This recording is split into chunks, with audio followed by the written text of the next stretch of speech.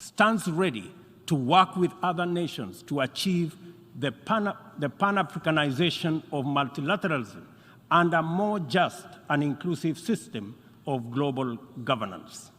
It is important to reflect on these matters as we do our best to get our people, enterprises, and industries back on their feet so that the engine of development can power our societies towards prosperity that actually leaves no one behind.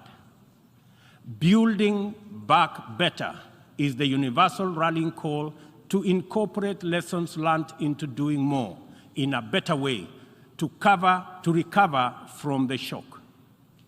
I suggest that we have a golden opportunity to faithfully adhere to this motto by augmenting it in word and in deed with an additional B, building back better from the bottom.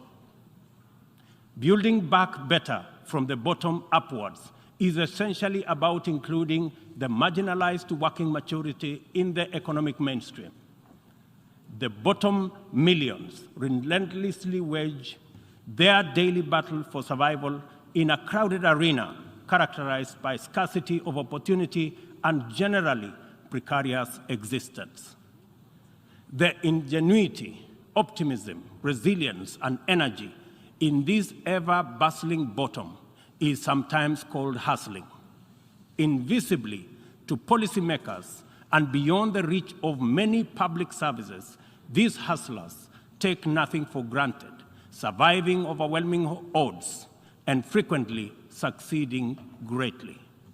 In the words of Abraham Lincoln, things may come to those who wait, but only things left behind by those who hustle.